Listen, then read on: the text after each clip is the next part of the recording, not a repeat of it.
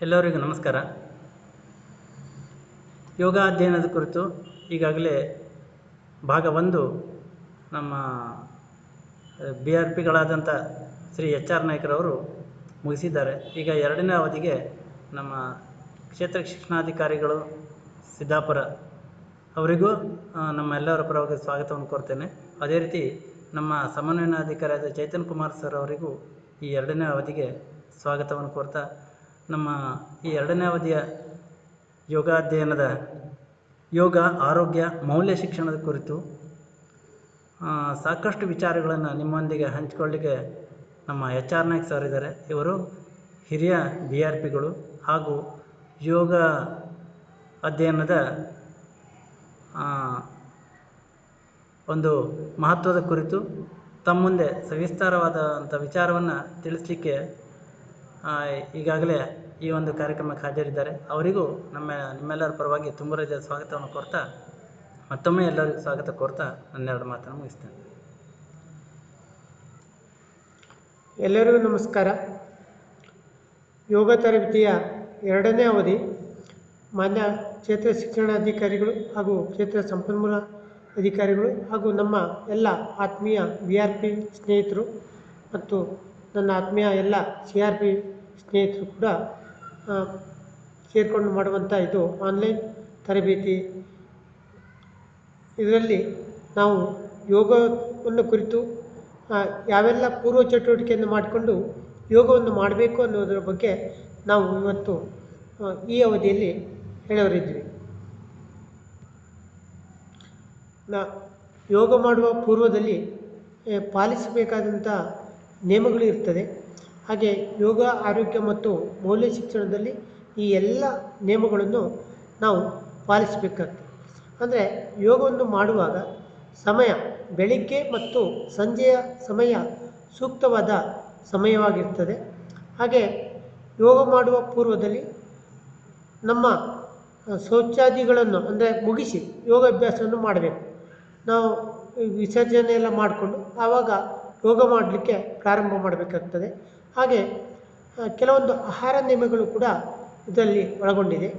ಅವಶ್ಯವಿದ್ದರೆ ಸ್ವಲ್ಪ ಲಘು ಪಾನೀಯಗಳನ್ನು ಸೇವಿಸ್ಬೋದು ಪ್ರಾರಂಭದಲ್ಲಿ. ಹಾಗೆ ಬೆಳಿಗ್ಗೆ ಮತ್ತು ಸಂಜೆ ಸಮಯದಲ್ಲಿ ಖಾಲಿ ಹೊಟ್ಟೆಯಲ್ಲಿ ಅಭ್ಯಾಸ ಮಾಡಬೇಕಾಗ್ತದೆ.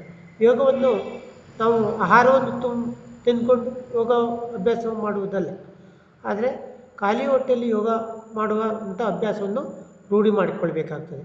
ಸಾಧ್ಯವಾಗಿದ್ದರೆ ಊಟ ಮುಗಿದ 2 ತಾಸಿನ ನಂತರ ಅಭ್ಯಾಸ ಮಾಡ್ಬೋದಾಗಿದೆ. ಯೋಗವನ್ನು ಮಾಡಲಿಕ್ಕೆ ಅದು ನಮ್ಮ ಆಹಾರ ತೆಗೆದುಕೊಂಡು 2 ತಾಸಾರು ಕನಿಷ್ಠ ಪಕ್ಷ ಆಗಿರಬೇಕು. ಹಾಗೆ ಸ್ನಾನ ಮಾಡಿದ ನಂತರ ಯೋಗಾಭ್ಯಾಸ ಮಾಡುವುದು ಸೂಕ್ತವಾಗಿತ್ತು. ಮತ್ತು ಯೋಗ ಮಾಡುವಂಥ ಸ್ಥಳ, ಯೋಗಕ್ಕೆ ಬೇಕಾಗುವಂಥ ಮ್ಯಾಟು ಅಥವಾ ಜಮಖಾನವನ್ನು ಬಳಸಬೇಕಾಗ್ತದೆ. ಹಾಗೆ ಅಭ್ಯಾಸ ಮಾಡುವಂಥ ಕೊಠಡಿ ಶುದ್ಧವಾಗಿರಬೇಕು, ಗಾಳಿ ಬೆಳಕಿಂದ ಕೂಡಿರಬೇಕಾಗ್ತದೆ. ಅಂದಾಗ ಮಾತ್ರ ನಾವು ಮಾಡುವಂಥ ಯೋಗ ನಮಗೆ ಸರಿಯಾಗಿ ಪಾಲನೆ ಮಾಡಲಿಕ್ಕೆ ಆಗ್ತದೆ. ಅಂದರೆ ಯೋಗ ಮಾಡಬೇಕಾದ್ರೆ ಕೆಲವೊಂದು ಮುಂಜಾಗ್ರತಾ ಕ್ರಮಗಳನ್ನು ಉಪಯೋಗಿಸಬೇಕಾಗ್ತದೆ. ಉಡುಪು ಸ್ವಚ್ಛವಾದ ಉಡುಪನ್ನೇ ಧರಿಸಬೇಕಾಗ್ತದೆ ಮತ್ತು ಸರಳವಾದ, ಸಡಿಲವಾದ, ಶುಭ್ರವಾದ ಹತ್ತಿ ಬಟ್ಟೆ ಉತ್ತಮವಾಗಿರ್ತದೆ. ನಾವು ಯೋಗ ಮಾಡಬೇಕು ಅಂತೇಳಿ ಯಾವುದಾದ್ರೂ ಬಟ್ಟೆಯನ್ನು ಹಾಕ್ಕೊಂಡು ಯೋಗ ಮಾಡುವುದಲ್ಲ. ಸರಳವಾಗಿ ಇರಬೇಕು, ಶುಭ್ರವಾಗಿರಬೇಕು. ಹತ್ತಿ ಬಟ್ಟೆ ಯೋಗಕ್ಕೆ ಉತ್ತಮವಾಗಿದೆ. ಆಯಾ ಪ್ರದೇಶ, ಕಾಲ ಅನುಕೂಲವಾಗಿ ತಕ್ಕಂತೆ ಉಡುಪನ್ನು ಧರಿಸುವುದು ಸೂಕ್ತವಾಗಿರ್ತದೆ. ಕೆಲವು ಚಳಿಗಾಲದಲ್ಲಿ ಯೋಗ್ಯವಾಗಿರುವಂಥ ಬಟ್ಟೆಯನ್ನು ಹಾಕಬೇಕು, ಬೇಸಿಗೆಯಲ್ಲಿ ಯಾವ ಬಟ್ಟೆಯನ್ನು ಹತ್ತಿ ಬಟ್ಟೆಯನ್ನು ಹಾಕಬೇಕು. ಹೀಗೆ ಆಯಾ ಕಾಲಕ್ಕೆ ಅನುಗುಣವಾಗಿ ನಾವು ಬಟ್ಟೆಯನ್ನು ಧರಿಸಬೇಕಾಗ್ತದೆ. ಇನ್ನು ಕೆಲವೊಂದು ಯೋಗಾಭ್ಯಾಸ ಮಾಡುವ ಪೂರ್ವದಲ್ಲಿ ಮುನ್ನೆಚ್ಚರಿಕೆ ಕ್ರಮವನ್ನು ವಹಿಸಬೇಕಾಗ್ತದೆ. ಅನಾರೋಗ್ಯವಿದ್ದಾಗ ಅಭ್ಯಾಸ ಮಾಡಬಾರದು. ಅಂದರೆ ನಮ್ಮ ದೇಹಕ್ಕೆ ಯಾವುದಾದ್ರೂ ಕಾಯಿಲೆ ಇದ್ದು ಅನಾರೋಗ್ಯ ಇದ್ದಾಗ ಅಂಥ ಸಂದರ್ಭದಲ್ಲಿ ನಾವು ಯೋಗವನ್ನು ಮಾಡಬೇಡಿ. ಅವರವರ ದೇಹಕ್ಕನುಗುಣವಾಗಿ ಅಭ್ಯಾಸ ಮಾಡತಕ್ಕದ್ದು. ಕೆಲವರು 2 ತಾಸುವರೆಗೂ ಯೋಗ ಮಾಡಿದ್ರೆ ಏನೂ ಆಗೋದಿಲ್ಲ, 3 ತಾಸು ಯೋಗ ಮಾಡ್ಬೋದು. ಆದರೆ ಕೆಲವರಿಗೆ ಸ್ವಲ್ಪ ಅರ್ಧ ಗಂಟೆ ಯೋಗ ಮಾಡಿದ ತಕ್ಷಣ ಸುಸ್ತಾಗುವಂಥ ಸಾಧ್ಯತೆ ಇರ್ತದೆ. ಹಾಗೆ ಅದು ಅವರವರ ದೇಹಕ್ಕೆ ಅನುಗುಣವಾಗಿ ಅಭ್ಯಾಸ ಚಟುವಟಿಕೆಯನ್ನು ನಾವು ಇಲ್ಲಿ ರೂಢಿಸಿಕೊಳ್ಬೇಕಾಗ್ತದೆ. ಹೆಣ್ಣು ಮಕ್ಕಳು ಮಾಸಿಕ ಮತ್ತು ಋತುಚಕ್ರದ ದಿನಗಳಲ್ಲಿ ಮತ್ತು ವಿಶ್ರಾಂತಿದಾಯಕವಾದ ಆಸನಗಳನ್ನು ಮಾಡ್ಬೋದಾಗಿದೆ. ಅಂದರೆ ಎಲ್ಲ ಆಸನವನ್ನು ಮಾಡೋದಿಲ್ಲ, ಆವಾಗ ಅವರಿಗೆ ಅನುಕೂಲವಾದ ಆಸನಗಳನ್ನು ಮಾಡಲಿಕ್ಕೆ ಸಾಧ್ಯ ಆಗ್ತದೆ. ಹಾಗೆ ಯೋಗಾಭ್ಯಾಸ ಕಲಿಸುವಂಥ ಶಿಕ್ಷಕರು ಶಿಕ್ಷಣದ ವಿಧಾನ ಅಂದರೆ ನಾವು ಕೆಲವು ಹಂತಗಳಲ್ಲಿ ನಾವು ನೋಡ್ತೇವೆ. ಇಲ್ಲಿ ಶಿಕ್ಷಕರಿಗೆ ಅದು ತಿಳಿದಿರಬೇಕಾಗ್ತದೆ. ಈ 3 ಹಂತದಲ್ಲಿ ಹೊಂದ್ಕೊಳ್ಬೋದು. ಅಂದರೆ ಮಕ್ಕಳು ತರಗತಿಗೆ ಬರುವ ಮೊದಲು, ಹಾಗೆ ತರಗತಿಯ ನಂತರ, ಹೀಗೆ 3 ಹಂತದಲ್ಲಿ ಯೋಗದ ಚಟುವಟಿಕೆಯನ್ನು ಮಾಡಲಿಕ್ಕೆ ಅನುಕೂಲಕರವಾದ ವಿಚಾರ. ಹಾಗೆ ಶಿಕ್ಷಕರು ವಿಷಯಕ್ಕೆ ಸಂಬಂಧಿಸಿದಂತೆ ಪುಸ್ತಕವನ್ನು ಓದುವುದು, ಶರೀರದ ರಚನೆ ಮತ್ತು ಕ್ರಿಯೆಗಳ ಬಗ್ಗೆ ಅರಿಯುವುದು. ನಾವು ಪ್ರಾರಂಭದ ಅವಧಿಯಲ್ಲಿ ಹೇಳಿದ್ವಿ, ಶರೀರ ರಚನೆ ಮತ್ತು ಅದರ ಕ್ರಿಯೆಗಳನ್ನು ಬಗ್ಗೆ ತಿಳಿಸಿಕೊಟ್ಟಾಗಿದೆ. ಅದನ್ನು ತಿಳ್ಕೊಂಡ್ರೆ ನಮ್ಮ ಅಭ್ಯಾಸ ಚಟುವಟಿಕೆಗೆ ಅದು ಪೂರಕವಾಗಿರ್ತದೆ. ಹಾಗೆ ಕಲಿತಿರುವ ಯಾವುದೇ ಒಂದು ಶಿಕ್ಷಣ ತಜ್ಞರೊಡನೆ ಚರ್ಚಿಸುವುದರ ಮೂಲಕವಾಗಿ ಜ್ಞಾನವನ್ನು ಹೆಚ್ಚಿಸಿಕೊಳ್ಳಬಹುದು. ಈಗ ನಾವು ಒಂದು ಯೋಗಾಭ್ಯಾಸವನ್ನು ಮಾಡ್ತೇವಂತ ಅದರ ಉಪಯೋಗಗಳೇನು, ಅದರಿಂದ ಆಗುವಂಥ ಲಾಭಗಳೇನು, ಅದರ ಬಗ್ಗೆ ತಜ್ಞರೊಡನೆ ಚರ್ಚೆ ಮಾಡಬೇಕು. ಆವಾಗ ಮಾತ್ರ ನಾವು ಯೋಗದಲ್ಲಿ ಹೆಚ್ಚಿನ ಜ್ಞಾನವನ್ನು ಪಡೆದುಕೊಳ್ಳಿಕ್ಕೆ ಸಾಧ್ಯ ಆಗ್ತದೆ. ಕಲಿಸುವಂಥ ವಿಷಯಕ್ಕೆ ಪೂರಕ ಅಂಶದ ಬಗ್ಗೆ ಹೆಚ್ಚಿನ ಜ್ಞಾನವನ್ನು ಪಡೆಯುವುದು ಅವಶ್ಯಕ. ಯಾವುದೇ ಒಂದು ಶಿಕ್ಷಣವನ್ನು ಪಡೆದಾಗಲೂ ಕೂಡ ನಾವು ಆ ಕಲಿಕೆಯ ಬಗ್ಗೆ ಸದೃಢವಾಗಿ ಆಗಬೇಕು ಅಂತಾದರೆ ಆಗ ಅದರ ಬಗ್ಗೆ ಹೆಚ್ಚೆಚ್ಚು ಅಧ್ಯಯನವನ್ನು ಮಾಡಬೇಕಾಗ್ತದೆ. ಯೋಗ ಶಿಕ್ಷಣದಲ್ಲಿ ಶಾರೀರಿಕ ದಕ್ಷತೆ ಮತ್ತು ಮಾನಸಿಕ ಸ್ಥಿರತೆ ಇರಬೇಕಾಗ್ತದೆ. ಅಂದರೆ ನಾವು ಶಾರೀರಿಕವಾಗಿ ದಕ್ಷರಾಗಿರಬೇಕು ಮತ್ತು ಮಾನಸಿಕವಾಗಿ ಸ್ಥಿರವಾಗಿ ಇರಬೇಕಾಗ್ತದೆ. ಮಕ್ಕಳ ಯೋಗ ಚಟುವಟಿಕೆಯ ವಿಧಾನದಲ್ಲಿ ಮಕ್ಕಳ ದೇಹಕ್ಕೆ ಸಂಬಂಧಪಟ್ಟಂತೆ ಅದರ ಬಗ್ಗೆ ಅರಿವನ್ನು ನಾವು ಹೊಂದಿರಬೇಕಾಗ್ತದೆ. ಎಲ್ಲ ಆಸನವನ್ನು ಮಾಡಿ ತೋರಿಸುವಂತೆ ಶರೀರ ಮತ್ತು ಉತ್ತಮವಾದ ಧ್ವನಿ ಇರಬೇಕಾಗ್ತದೆ. ಅಂದರೆ ಆಸನವನ್ನು ಮಾಡ್ತಾ ಮಕ್ಕಳಿಗೆ ನಾವು ಹೇಳಬೇಕು, ಇದು ಆಸನದ ಹೆಸರನ್ನು ಹೇಳಬೇಕಾಗ್ತದೆ, ಈ ಆಸನ ಮಾಡೋದ್ರಿಂದ ಈ ಲಾಭ ಉಂಟಾಗ್ತದೆ ಅಂತ ಹೇಳಬೇಕಾಗ್ತದೆ. ಉತ್ತಮವಾದ ಧ್ವನಿ ಇರಬೇಕಾಗ್ತದೆ, ಆಗ ಮಕ್ಕಳಿಗೆ ಅದು ಅರ್ಥ ಆಗ್ತದೆ. ಹಾಗೆ ಮಕ್ಕಳು ಯಾವಾಗಲೂ ವೈವಿಧ್ಯತೆಯನ್ನು ಇಷ್ಟಪಡುತ್ತಾರೆ. ಆಸನವನ್ನು ಮಾಡಬೇಕಾಗ್ತದೆ. ನಾವು ಒಂದು ಆಸನವನ್ನು ಮಾಡಬೇಕಾದ್ರೆ ಅದರಲ್ಲಿಂದ ಹೊಸ ಹೊಸ ವಿಧಾನವನ್ನು ಮಕ್ಕಳಿಗೆ ತಿಳಿಸಿಕೊಡ್ಬೇಕಾಗ್ತದೆ. ಮಕ್ಕಳು ನಮ್ಮ ಕಡೆಗೆ ಆಕರ್ಷಿತವಾಗಿ ಮಾಡುವಂತೆ ನಾವು ವ್ಯಾಯಾಮಗಳನ್ನು ಅಥವಾ ಯೋಗವನ್ನು ಮಾಡಬೇಕಾಗ್ತದೆ. ಚಿಕ್ಕ ವಯಸ್ಸಿನಲ್ಲಿರುವಾಗ ರೋಗ ನಿರೋಧಕ ಶಕ್ತಿ ಚುರುಕಾಗಿರುವುದರಿಂದ ಯಾವುದೇ ರೀತಿಯ ವ್ಯತಿರಿಕ್ತ ಪರಿಣಾಮ ಆಗುವುದಿಲ್ಲ. ನಾವು ಯೋಗವನ್ನು ಪ್ರಾರಂಭ ಮಾಡುವಾಗ ಚಿಕ್ಕ ವಯಸ್ಸಿನದ್ದು ಹೆಚ್ಚು ಮಕ್ಕಳಿಗೆ ಅರ್ಥವಾಗ್ತದೆ. ಅಂದರೆ ಆವಾಗ ಮಾಡಿದ್ರೆ ಮಕ್ಕಳು ಸದೃಢವಾಗಿ ಮಾಡಲಿಕ್ಕೆ ಅನುಕೂಲ ಆಗ್ತದೆ. ಅಂಥ ರೀತಿಯ ಯೋಗವನ್ನು ನಾವಿಲ್ಲಿ ಮಾಡಲಿಕ್ಕೆ ಪ್ರಾರಂಭ ಮಾಡಬೇಕಾಗ್ತದೆ. ಯೋಗಾಭ್ಯಾಸದ ಕ್ರಮಗಳು ಇರ್ತದೆ. ಆ ಕ್ರಮಗಳನ್ನು ನಾವು ಹಂತವಾಗಿ ನಿರ್ವಹಿಸಬೇಕಾಗ್ತದೆ. ಒಂದು ಪ್ರಾರ್ಥನೆ ಮತ್ತು ಶಾಂತಿ ಮಂತ್ರವನ್ನು ಪಾಲನೆ ಮಾಡಬೇಕು. ತಮಗೆಲ್ಲ ಗೊತ್ತಿದೆ, ಪ್ರಾರ್ಥನೆ ಮಾಡುವುದು ನಾವು ಶಾಲೆಗೆ ಬಂದ ತಕ್ಷಣ ಪ್ರಾರ್ಥನೆ ಮಾಡ್ತೇವೆ. ಪ್ರಾರ್ಥನೆ ಮಾಡಿದಾಗ ಅಲ್ಲಿ ಶಾಂತಿ ಮಂತ್ರವನ್ನು ಹೇಳಿಕೊಂಡು ಅದೇ ರೀತಿಯಾಗಿ ಯೋಗದಲ್ಲಿ ಕೂಡ ಯೋಗ ವ್ಯಾಯಾಮ ಮಾಡಬೇಕಾದ್ರೂ ಕೂಡ ಪ್ರಾರ್ಥನೆ ಮಾಡಬೇಕು, ಶಾಂತಿ ಮಂತ್ರವನ್ನು ಹೇಳಬೇಕು.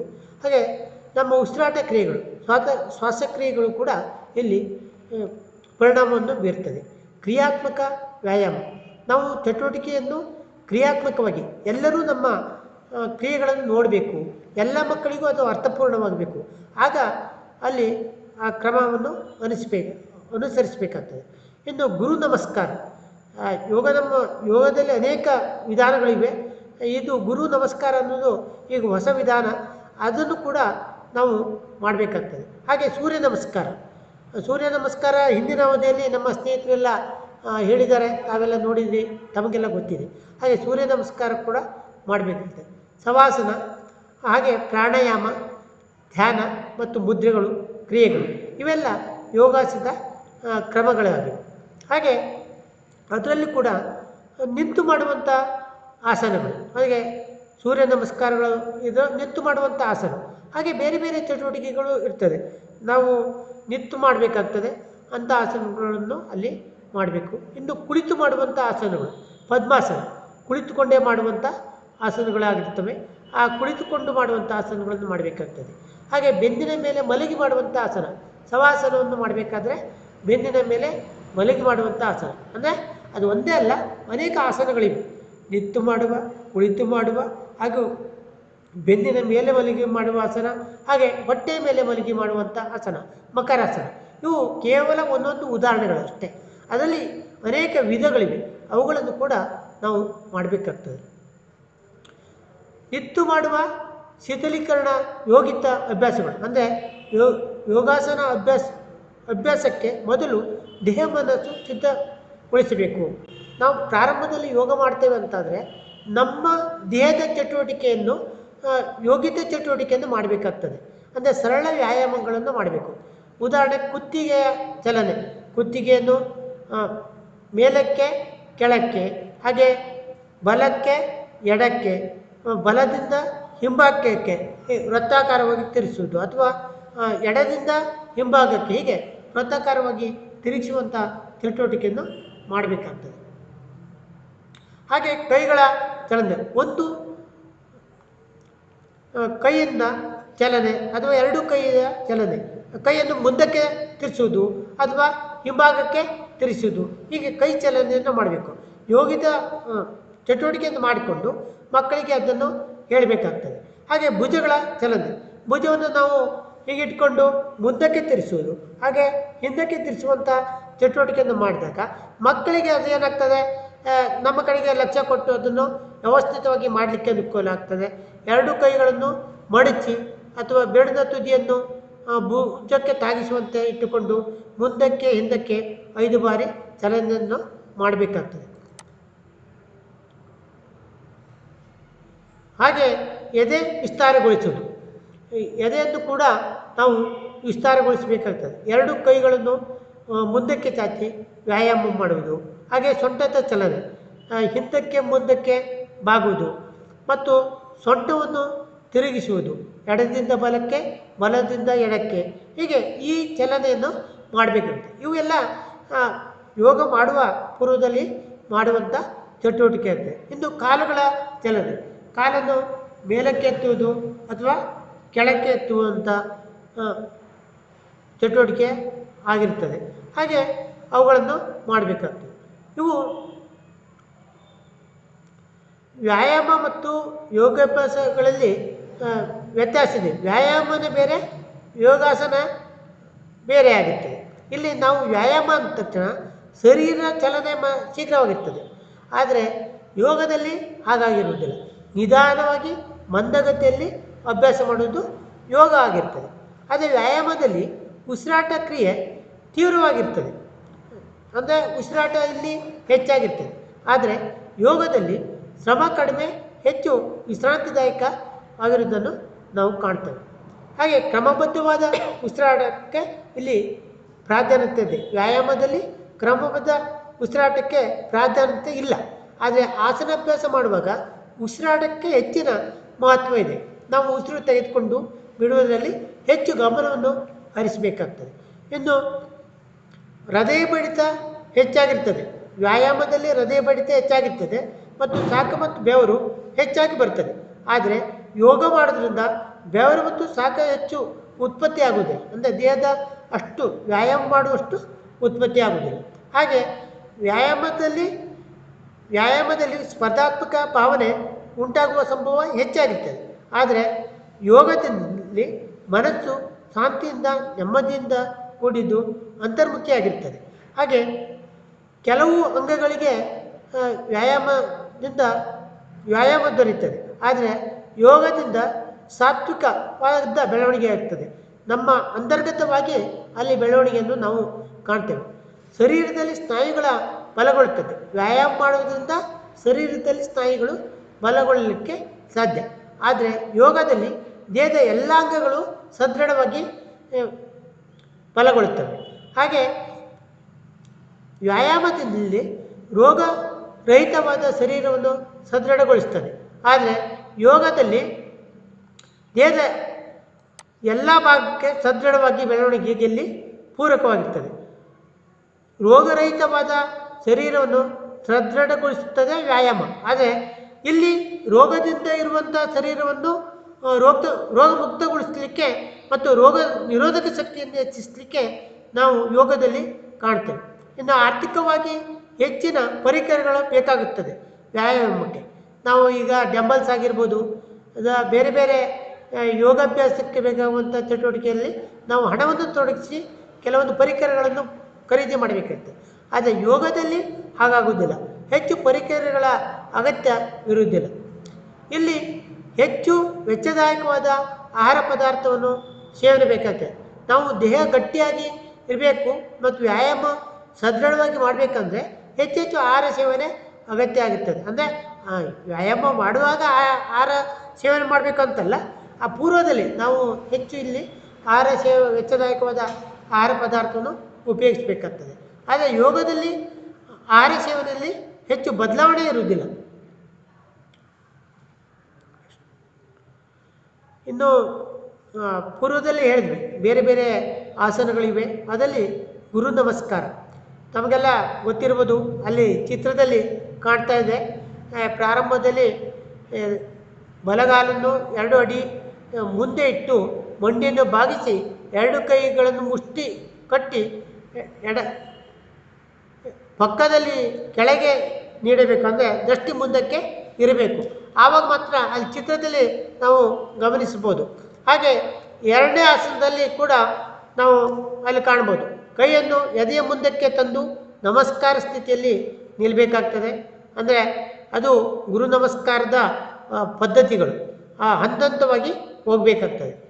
3ನೇದಾಗಿ ಎಡಗಾಲಿನಿಂದ ಮಂಡಿಯನ್ನು ನೆಲಕ್ಕೆ ತಾಗಿಸಿ 2 ಹಸ್ತವನ್ನು ಬಲಪಾದದ ಪಕ್ಕಕ್ಕೆ ಊರಿರಬೇಕು. 3ನೇ ಚಿತ್ರ ತಮಗೆ ಕಾಣ್ತಾ ಇದೆ. ಅದನ್ನು ಆ ರೀತಿಯಲ್ಲಿ ಗುರು ನಮಸ್ಕಾರವನ್ನು ಮಾಡಬೇಕಾಗ್ತದೆ. ಇನ್ನು 4 ಬಲಗಾಲವನ್ನು ಹಿಂದಕ್ಕೆ ಇಟ್ಟು ಮಂಡಿಯನ್ನು ನೆಲಕ್ಕೆ ಸ್ಪರ್ಶಿಸಬೇಕು. ತಲೆಯನ್ನು ಕೆಳಗೆ ಬಾಗಿಸಿ ನಾಭಿಯನ್ನು ಕಡೆಗೆ ನೋಡಬೇಕು. ಅಂದರೆ ಅಲ್ಲಿ ನಾವು 4ನೇ ಸ್ಥಿತಿಯನ್ನು ನೋಡಿದಾಗ ನಿಮಗೆ ಗೊತ್ತಾಗ್ತದೆ, ಅದು ಪರ್ವತಾಸನದ ರೀತಿಯಲ್ಲಿ ಕಾಣ್ತಾ ಇದೆ. ಹಾಗೆ 5 ಎದೆ ಹಾಗೂ ಮುಖವನ್ನು ನೆಲದ ಸಮೀಪಕ್ಕೆ ತೆಗೆದುಕೊಂಡು ಹೋಗಿ ನಂತರ ಭುಜಂಗ ಸ್ಥಿತಿಗೆ ಬರಬೇಕಾಗ್ತದೆ. ನಾವು ಭುಜಂಗಾಸನ ಮಾಡುವ ಸ್ಥಿತಿಯಲ್ಲೇ ಆ ಗುರು ನಮಸ್ಕಾರದ 5ನೇ ಸ್ಥಿತಿಯನ್ನು ಮಾಡಬೇಕಾಗ್ತದೆ. ಹಾಗೆ 6 ಸ್ವಲ್ಪ ಮುಂದಕ್ಕೆ 2 ಕಾಲುಗಳನ್ನು ಜಿಗಿದು ಅಂದರೆ ಕುಪ್ಪಳಿಸಿ ಹಣೆಯನ್ನು ನೆಲಕ್ಕೆ ಸ್ಪರ್ಶಿಸಲು ಪ್ರಯತ್ನಿಸಿ ಮುಂಡುಕಾಸನ ಅಂದರೆ ಸ್ಥಿತಿಗೆ ಬರಬೇಕಾಗ್ತದೆ. ನೀವು ಆ ಚಿತ್ರವನ್ನು ನೋಡಿದಾಗ ಅದು ಸ್ಪಷ್ಟವಾಗಿ ಗೊತ್ತಾಗ್ತದೆ. ಹಾಗೆ 7 ಸ್ವಲ್ಪ ಜಿಗಿದು ಬಲಗಾಲನ್ನು ಮುಂದೆ ಇಡುತ್ತಾ ಮಂಡಿಯನ್ನು ಬಾಗಿಸಿ ನಮಸ್ಕಾರ ಸ್ಥಿತಿಯಲ್ಲಿ ಇರಬೇಕಾಗ್ತದೆ. ತಮಗೆಲ್ಲ ಅಲ್ಲಿ ಕಾಣ್ತಾ ಇದೆ. 8ನೇದು ಬಲಗಾಲನ್ನು ಮುಂದಕ್ಕೆ ತಂದು ಎಡಗಾಲಿಗೆ ಸೇರಿಸಿ ನಿಲ್ಲಬೇಕಾಗ್ತದೆ.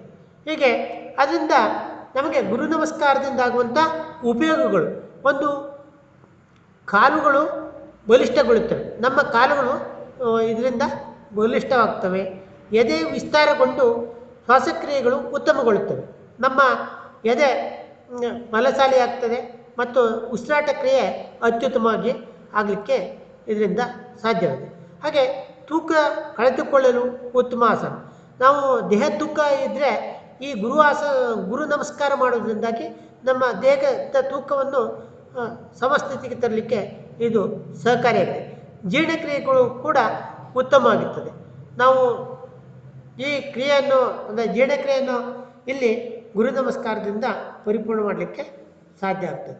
ಇನ್ನು ಶಾಲಾ ತರಗತಿಯಲ್ಲಿ ಮಾಡಬಹುದಾದ ಯೋಗಿತ ಚಟುವಟಿಕೆ, ಈಗಾಗಲೇ ನಾವು ಅನೇಕ ಸೂರ್ಯ ನಮಸ್ಕಾರಗಳನ್ನು ನಮ್ಮ ಸ್ನೇಹಿತರು ಈಗಾಗಲೇ ತಮಗೆಲ್ಲ ತಿಳಿಸಿಕೊಟ್ಟಿದ್ದಾರೆ. ಹಾಗೆ ಈಗ ಶಾಲಾ ತರಗತಿಯಲ್ಲಿ ಮಾಡಬಹುದಾದ ಕೆಲವು ಯೋಗಿತ ಚಟುವಟಿಕೆಯನ್ನು ನಾವು ತಿಳಿಸ್ತೇವೆ. ಅದರಲ್ಲಿ ಸಾಮೂಹಿಕವಾಗಿ ಮಾಡುವಂಥ ಕ್ರಿಯೆ ಧ್ಯಾನವನ್ನು ಮಾಡಬೇಕಾಗ್ತದೆ. ಆ ಚಿತ್ರದಲ್ಲಿ ಕಾಣ್ತದೆ, ಮಕ್ಕಳು ಚಿನ್ಮುದ್ರೆಯನ್ನು ಇಟ್ಕೊಂಡು ಧ್ಯಾನ ಕ್ರಿಯೆಯನ್ನು ಮಾಡ್ತಾ ಇದ್ದಾರೆ. ಹಾಗೆ ನಾವು ಚಿನ್ಮುದ್ರೆಯನ್ನಿಟ್ಟು ಧ್ಯಾನವನ್ನು ಮಾಡಬೇಕಾಗ್ತದೆ. ಎಲ್ಲ ಮಕ್ಕಳ ಮನಸ್ಸನ್ನು ಅಲ್ಲಿ ನಾವು ಕೇಂದ್ರೀಕರಿಸಲಿಕ್ಕೆ ಆಗ್ತದೆ. ಹಾಗೆ ಇಲ್ಲಿ ಶಿರಸಾಸನ, ತಲೆ ಕೆಳಗಾಗಿ ನಿಂತು ಮಾಡುವಂಥ ಆಸನ. ಇದು ಅಷ್ಟು ಸುಲಭದ ಕೆಲಸ ಅಲ್ಲ. ಪ್ರತಿನಿತ್ಯ ಮಾಡ್ತಾ ಅದು ರೂಢಿ ಆಗಬೇಕು. ಅಲ್ಲಿ ಶಿಕ್ಷಕರು ಮತ್ತು ಮಕ್ಕಳ ಅಲ್ಲಿ ತಲೆ ಕೆಳಗಾಗಿ ನಿಲ್ಲುವಂಥ ಕ್ರಿಯೆಯನ್ನು ಮಾಡ್ತಾರೆ. ಪ್ರತಿನಿತ್ಯ ಅದನ್ನು ಮಾಡ್ತಾ ಇದ್ದರೆ ಮಕ್ಕಳಿಗೆ ಅದು ರೂಢಿ ಆಗ್ತದೆ. ಇದರಿಂದ ಕೂಡ ನಮ್ಮ ದೇಹಕ್ಕೆ, ಅಂದರೆ ಎಲ್ಲ ರಾಜ್ಯಗಳ ರಾಜ ಅಂತ ಹೇಳುವ ಆಸನಗಳ ರಾಜ ಅಂತ ನಾವು ಶಿರಸಾಸನವನ್ನು ಕರೀಬೋದು. ಹಾಗೆ ನಾಡಿ ಶುದ್ಧ ಪ್ರಾಣಾಯಾಮ, ಯೋಗಿದ ಅಂದರೆ ತರಗತಿಯಲ್ಲಿ ನಾವು ಉಸಿರಾಟ ಕ್ರಿಯೆ ಮೂಲಕವಾಗಿ ನಾಡಿ ಶುದ್ಧವನ್ನು ಮಾಡ್ಬೋದು. ಪ್ರಾಣಾಯಾಮ, ನಾವು ಪ್ರಾಣಾಯಾಮವನ್ನು ಮಾಡ್ತೇವೆ. ಪ್ರಾಣಾಯಾಮ ಮಾಡುವುದರಲ್ಲಿ ಬೇರೆ ಬೇರೆ ಇದೆ. ಆ ಪ್ರಾಣಾಯಾಮದಲ್ಲಿ ನಾವು ಕಾಣ್ಬೋದು. ನಾಡಿ ಶುದ್ಧವಾದ ಪ್ರಾಣಾಯಾಮವನ್ನು ಕೂಡ ಇಲ್ಲಿ ಮಾಡ್ಬೋದಾಗಿದೆ. ಮನಸ್ಸನ್ನು ಪ್ರಶಾಂತ ಮಾಡುವಂಥ ಅಭ್ಯಾಸ, ಇಲ್ಲಿ ಚಿತ್ರದಲ್ಲಿ ತಮಗೆ ಎಲ್ಲ ಕಾಣ್ತಾ ಇದೆ. ನಾವು ಸ್ಥಿರವಾಗಿ ಕುಳಿತುಕೊಳ್ಬೇಕು, ನೇರವಾಗಿ ಕುಳಿತುಕೊಳ್ಬೇಕು. ಆಗ ಮುದ್ರೆ, ಚಿನ್ಮುದ್ರೆಯಲ್ಲಿ ಕುಳಿತುಕೊಳ್ಬೇಕು. ಅಂದರೆ ನಾವು ಕುಳಿತುಕೊಂಡು ಚಿನ್ಮುದ್ರೆಯನ್ನು ಹಾಕಬೇಕು. ಅಲ್ಲಿ ಕೈಯಲ್ಲಿ ಚಿನ್ಮುದ್ರೆ ಕಾಣ್ತಾ ಇದೆ. ಹಾಗೆ ಅದು ಮೌನವಾಗಿ ಕುಳಿತು ಉಸಿರಾಟದ ಕಡೆಗೆ ಗಮನವಿಟ್ಟು ಈ ಕ್ರಿಯೆಯನ್ನು 5 ರಿಂದ 10 ನಿಮಿಷ ಪ್ರಾರಂಭದಲ್ಲಿ ಮಾಡಿದ್ರೆ ಅದು ಅತ್ಯುತ್ತಮ. ಮಕ್ಕಳಿಗೆ ಇದನ್ನು ಮಾಡಿಸೋದ್ರಿಂದ ಬುದ್ಧಿಶಕ್ತಿ ಜಾಸ್ತಿ ಆಗಲಿಕ್ಕೆ ಸಹಕಾರಿಯಾಗಿದೆ.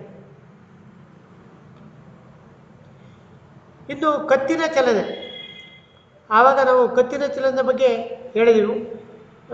ಕುಳಿತ ಸ್ಥಳದಲ್ಲೇ ಕತ್ತನ್ನು ಮೇಲೆ ಉಸಿರಾಟವನ್ನು ತೆಗೆದುಕೊಳ್ತಾ ಮೇಲಕ್ಕೆ ಉಸಿರನ್ನು ತೆಗೆದು ಪೂರ್ವಕ ರೇಚಕ, ಅಂದರೆ ನಾವು ತೆಗೆದುಕೊಳ್ಳುವುದು ಪೂರಕ ಆಗಿರ್ತದೆ, ಉಸಿರನ್ನು ಹೊರಗೆ ಬಿಡುವುದು ರೇಚಕ ಆಗಿರ್ತದೆ.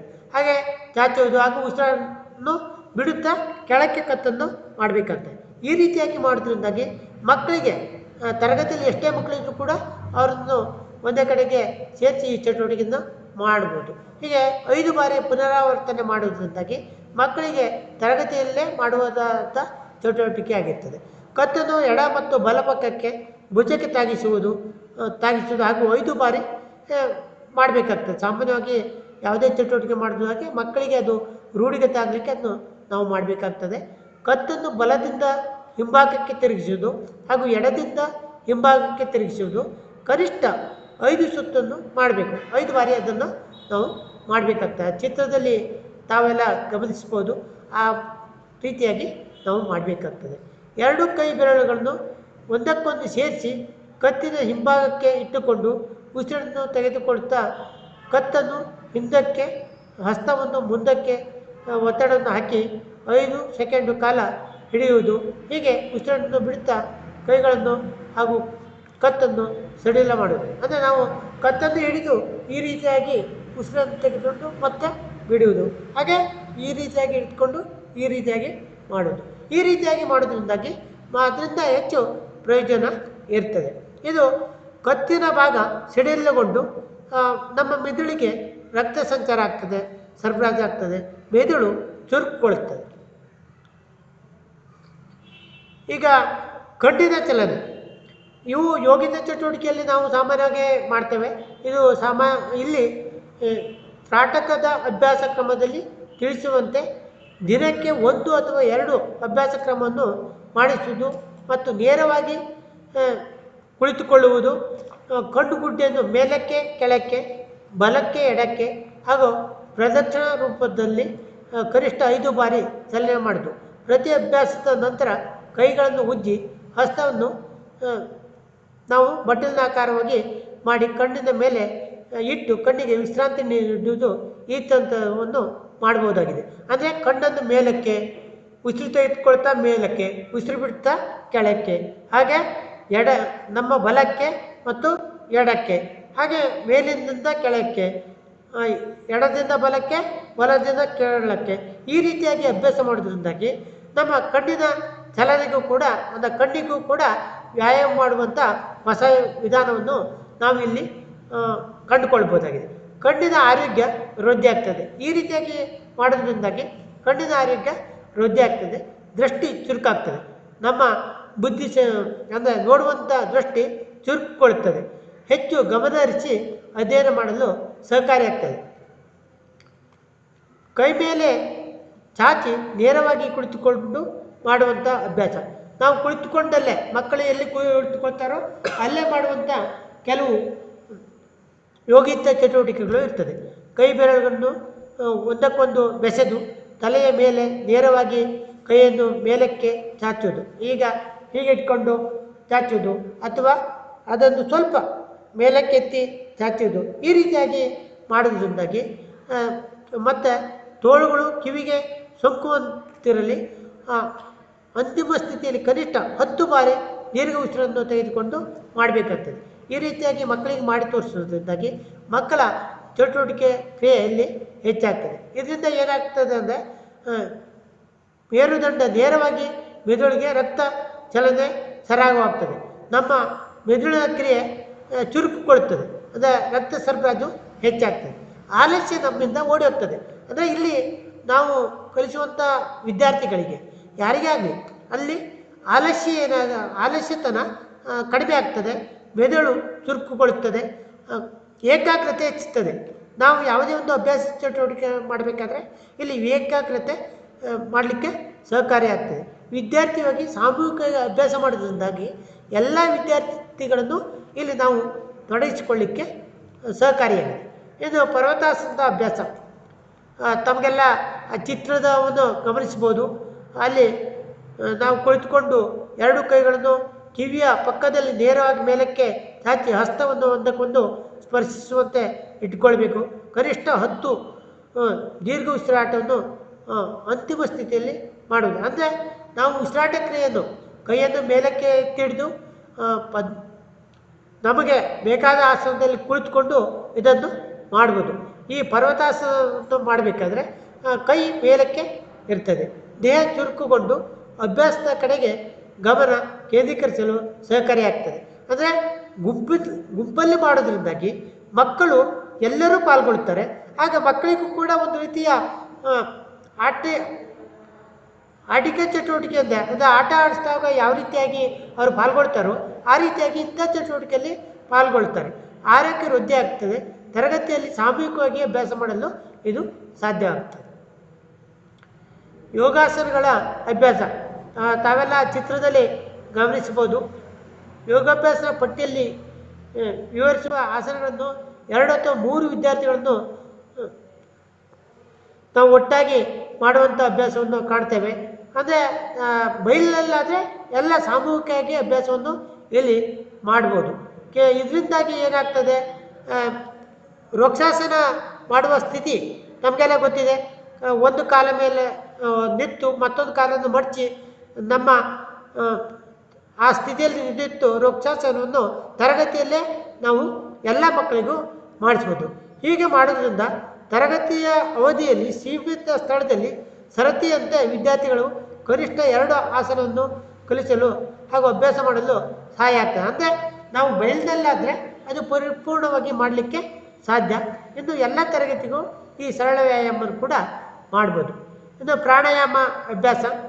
ಪ್ರಾಣಾಯಾಮದ ಅಭ್ಯಾಸವನ್ನು ಮಾಡುವಾಗ ನಾವು ಆ ಚಿತ್ರವನ್ನು ಗಮನಿಸುತ್ತೇವೆ. ನಮಗೆ ಬೇಕಾದ ಆಸನದಲ್ಲಿ ಕುಳಿತುಕೊಂಡು ಉಸಿರನ್ನು ತೆಗೆದುಕೊಂಡು, ಅಂದರೆ ಉಸಿರನ್ನು ನೇರವಾಗಿ ಕುಳಿತು ಪ್ರಾಣಾಯಾಮ ಅಭ್ಯಾಸವನ್ನು ಮಾಡಬೇಕಾಗ್ತದೆ. ದಿನಕ್ಕೆ 1 ಅಥವಾ 2 ಪ್ರಾಣಾಯಾಮವನ್ನು ಅಭ್ಯಾಸದಲ್ಲಿ ಮಕ್ಕಳನ್ನು ತೊಡಗಿಸಿಕೊಳ್ಬೇಕು. ಪ್ರತಿ ಪ್ರಾಣಾಯಾಮದಾಗ ಕೈಗೆ ಅಗತ್ಯವಾದ ಮುದ್ರೆ ಅಭ್ಯಾಸ ಅಥವಾ ಕ್ರಮವನ್ನು ತೆಗೆದುಕೊಳ್ಬೋದು. ಅಲ್ಲಿ ಚಿನ್ಮುದ್ರೆ ಇದೆ, ಕೈಯಲ್ಲಿ ಚಿನ್ಮುದ್ರೆ ಇದೆ. ಹಾಗೆ ಉಸಿರಾಟ ಕ್ರಿಯೆಯನ್ನು ಮಾಡ್ತಾ ಇದ್ದಾರೆ. ಇದರಿಂದಾಗಿ ನಮಗೇನಾಗ್ತದೆ ಅಂದರೆ ತರಗತಿಯಲ್ಲಿ ಸಾಮೂಹಿಕವಾಗಿ ಅಭ್ಯಾಸ ಮಾಡೋದ್ರಿಂದ ಪ್ರಾಣಾಯಾಮ ವಿದ್ಯಾರ್ಥಿಗಳಲ್ಲಿ ಆಲಸ್ಯವನ್ನು ಓಡಿಸ್ತದೆ, ದೇಹವನ್ನು ಚುರುಕುಗೊಳಿಸ್ತದೆ, ಮೆದುಳು ಚುರುಕಾಗ್ತದೆ. ಹಾಗೆ ಏಕಾಗ್ರತೆ ಹೆಚ್ಚಾಗಿ ಆಯಾ ದಿನದ ಪಾಠವನ್ನು ಗ್ರಹಿಸುವಲ್ಲಿ, ಅರ್ಥ ಮಾಡಿಕೊಳ್ಳುವಲ್ಲಿ ಸಹಕಾರಿಯಾಗ್ತದೆ. ಸಾಮೂಹಿಕ ಅಧ್ಯಯನ ತರಗತಿಯಲ್ಲಿ ವಿದ್ಯಾರ್ಥಿಗಳ ಗಲಾಟೆ ಕಡಿಮೆ ಮಾಡ್ಬೋದು. ಅಂದರೆ ತರಗತಿಯಲ್ಲಿ ವಿದ್ಯಾರ್ಥಿಗಳು ಗಲಾಟೆ ಮಾಡ್ತಾ ಇರ್ತಾರೆ ಅಂತಲ್ಲ, ಆದರೆ ನಮ್ಮ ತರಗತಿಯನ್ನು ನಿಯಂತ್ರಿಸಲು ಕೂಡ ಈ ರೀತಿಯ ಒಂದು ವ್ಯಾಯಾಮ ಕೂಡ ಉಪಕಾರಿಯಾಗಿದೆ ಅಂತ ನಾವಿಲ್ಲಿ ಕಂಡುಕೊಳ್ಬೋದು. ಹಾಗೆ ವಿದ್ಯಾರ್ಥಿಗಳಲ್ಲಿ ಗ್ರಹಣ ಶಕ್ತಿ, ಏಕಾಗ್ರತೆ ವೃದ್ಧಿಸುವಲ್ಲೂ ಈ ಪ್ರಾಣಾಯಾಮ ಪ್ರಮುಖವಾಗಿ ಮಾಡ್ಬೋದಾಗಿದೆ. ನೆಕ್ಸ್ಟ್ ಧ್ಯಾನದ ಅಭ್ಯಾಸ. ಧ್ಯಾನದ ಅಭ್ಯಾಸವನ್ನು ಕ್ರಮವನ್ನು ವಿವರಿಸುವಂತೆ ತರಗತಿಯಲ್ಲಿ ಮಕ್ಕಳು ಅವರಿಗೆ ಅನುಕೂಲವಾದ ಆಸನದಲ್ಲಿ ಕೂತ್ಕೊಳ್ಬೋದು. ಕೈಯನ್ನು ಚಿನ್ಮುದ್ರೆಯಲ್ಲಿ ಇಟ್ಕೊಂಡು ನಾವು ಅಭ್ಯಾಸ ಮಾಡಬಹುದಾಗಿದೆ. ಈ ಅಭ್ಯಾಸವನ್ನು 5 ನಿಮಿಷ ಕಾಲ ತರಗತಿಯ ಒಳಗೆ ಮಾಡಿದಾಗ ಮಕ್ಕಳಲ್ಲಿ ಎಲ್ಲರೂ ಏಕತೆಯಿಂದ ಮಾಡಲಿಕ್ಕೆ ಸಹಕಾರಿಯಾಗ್ತದೆ. ಸಾಮೂಹಿಕ ಧ್ಯಾನದಿಂದ ತರಗತಿಯಲ್ಲಿ ವಿದ್ಯಾರ್ಥಿಗಳಲ್ಲಿ ಗಲಾಟೆ ಕಡಿಮೆ ಮಾಡ್ಬೋದು. ಮೌನವಾಗಿ ಅಭ್ಯಾಸ ಮಾಡಿಸೋದ್ರಿಂದಾಗಿ ಮನಸ್ಸು ಪ್ರಶಾಂತತೆಯನ್ನು ಕಾಯ್ದುಕೊಳ್ಬೋದಾಗಿದೆ. ಹಾಗೆ ವಿದ್ಯಾರ್ಥಿಗಳಲ್ಲಿ ಗ್ರಹಣ ಶಕ್ತಿ ಹೆಚ್ಚಾಗ್ತದೆ, ಏಕಾಗ್ರತೆ ಹೆಚ್ಚಾಗ್ತದೆ. ಪಾಠದ ಕಡೆಗೆ ಮಕ್ಕಳನ್ನು ಕೇಂದ್ರೀಕರಿಸಲಿಕ್ಕೆ ಈ ಧ್ಯಾನದ ಅಭ್ಯಾಸವನ್ನು ನಾವು ಮಕ್ಕಳಲ್ಲಿ ರೂಢಿಸಬೇಕಾಗ್ತದೆ. ಇದು ಎಲ್ಲರಿಗೂ ಉಪಯೋಗ. ಬೆಳಗ್ಗೆ ನಾವು ಪ್ರತಿನಿತ್ಯ ಮಾಡೋದ್ರಲ್ಲಿ ನಮ್ಮಲ್ಲೂ ಕೂಡ ನಮ್ಮ ಮಾನಸಿಕ ಒತ್ತಡವನ್ನು ಇದರಿಂದ ಕಡಿಮೆ ಮಾಡಲಿಕ್ಕೆ ಸಹಕಾರಿಯಾಗಿದೆ. ಆಯಿತು, ಎಷ್ಟು ನಿಮಿಷ ಆಯಿತು? ಎಲ್ಲರಿಗೂ ನಮಸ್ಕಾರ. ಸರ್ ಯೋಗಾಸನಗಳ ಬಗ್ಗೆ ನಮ್ಮ ಹಿರಿಯ BRPಗಳಾದಂಥ ಮಾನ್ಯ HR ನಾಯ್ಕರವರು ಸವಿಸ್ತಾರವಾಗಿ ಯೋಗಗಳನ್ನು ಹೇಗೆ ಮಾಡಬೇಕು, ಯೋಗಗಳ ಲಾಭ ಏನು, ಯೋಗದಿಂದ ನಮಗೆ ಆಗುವಂಥ ಪ್ರಯೋಜನಗಳೇನು, ಉಪಯೋಗಗಳೇನು ಸವಿಸ್ತಾರವಾಗಿ ನಮಗೆ ಹೇಳಿಕೊಟ್ಟಿದ್ದಾರೆ. ನಿಜವಾಗೂ ಅತ್ಯುತ್ತಮವಾದಂಥ ಒಂದು ವಿಚಾರಗಳನ್ನು ನಮ್ಮ ಮುಂದೆ ಇಟ್ಟಿದ್ದಕ್ಕೆ ಅವರಿಗೆ ನಿಮ್ಮೆಲ್ಲರ ಪರವಾಗಿ ತುಂಬ ಹೃದಯದ ಅಭಿನಂದನೆಯನ್ನು ಸಲ್ಲಿಸ್ತಾ ಇದ್ದೇನೆ. ನಮಸ್ಕಾರ.